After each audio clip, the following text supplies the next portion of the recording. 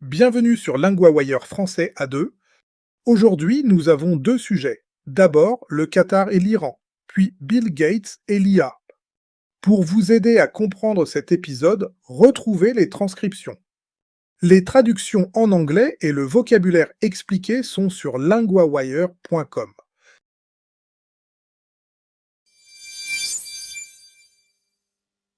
D'abord, direction Téhéran, où une visite diplomatique est attendue. Nous retrouvons maintenant Théo, correspondant de LinguaWire pour les affaires internationales. Merci Louis. Oui, cette visite est importante. Elle arrive dans un moment tendu. Le Qatar essaye donc encore de parler avec l'Iran? Exactement. Le Premier ministre qatari, Cheikh Mohammed Ben Abdulrahman Al Thani, ira à Téhéran jeudi. Il doit y rencontrer plusieurs responsables iraniens.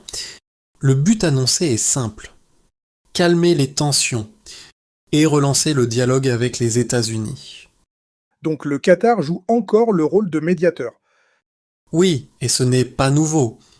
Le Qatar sert souvent de canal discret entre Washington et Téhéran. Cette fois, le ministère qatari des Affaires étrangères a annoncé la visite mercredi sur X. Le porte-parole Majed Al-Ansari a dit que les discussions viseront aussi le dialogue. Et l'Iran confirme cette visite. Oui, Téhéran a confirmé la visite. Et il parle aussi de la médiation du Qatar. Le gouvernement iranien dit que d'autres sujets régionaux seront aussi sur la table. Mais il y a aussi un blocage plus large entre les deux camps.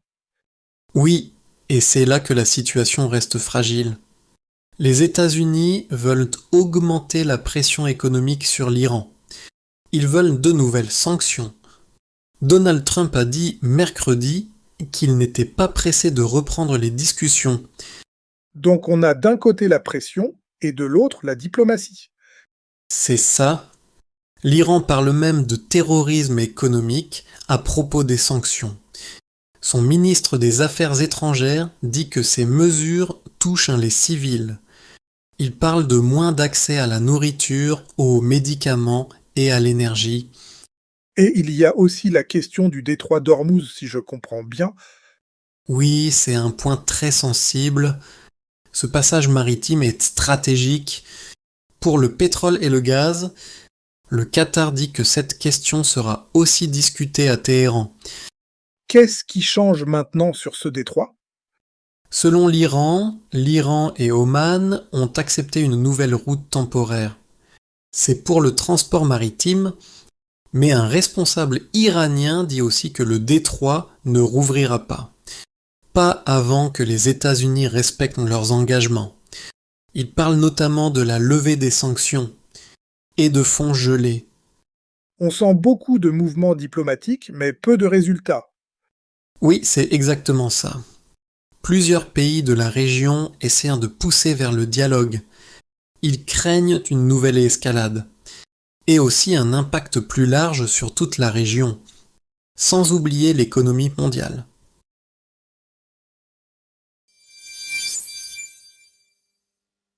Deuxième sujet, Bill Gates avertit sur l'effet de l'IA sur les emplois.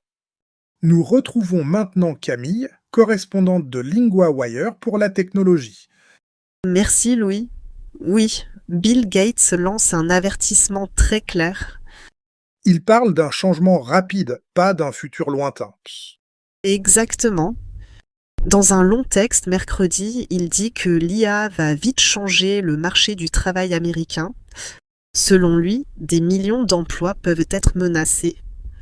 Et il ne parle pas seulement de quelques métiers très techniques. Non, il cite plusieurs secteurs.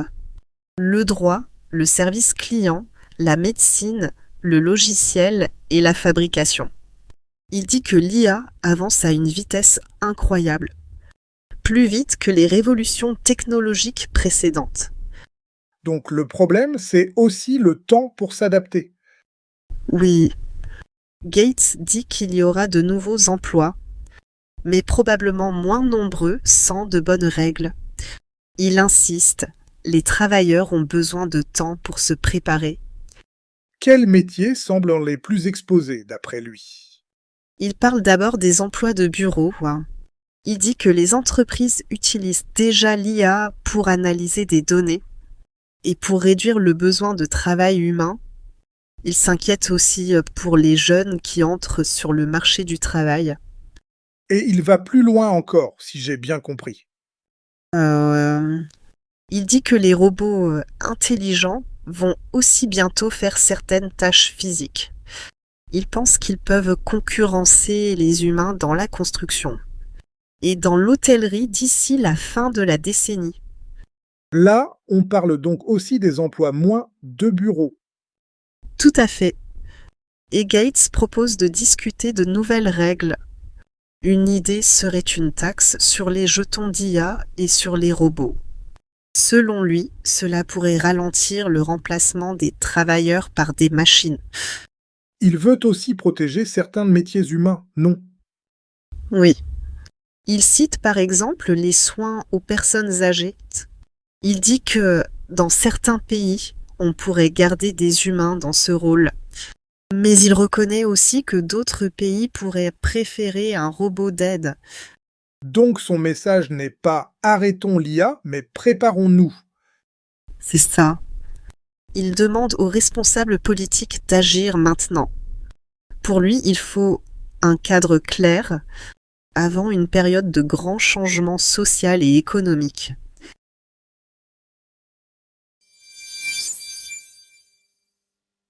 D'abord, 3 mots utiles de la première histoire.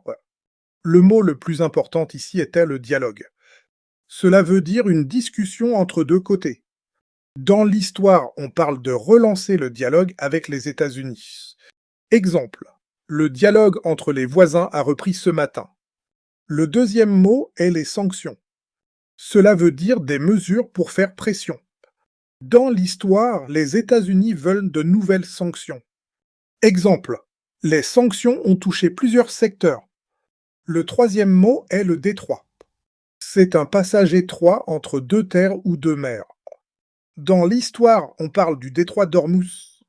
Exemple, le bateau a traversé le détroit au lever du jour. Maintenant, un point de grammaire va transformer. On utilise cette forme pour parler d'un futur proche. Exemple 1, l'IA va transformer vite le marché du travail. Exemple 2, le Qatar va discuter de la question maritime à Téhéran. Répéter, va transformer.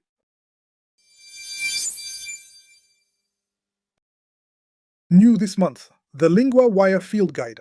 For every news theme, it gives you the 50 keywords to know, the most important verbs and conjugations that cover 90% of the full month's news podcast episodes, and lesson sheets on the fundamentals, how sentences are built, how the articles work, with flashcard practice to test yourself on all of it.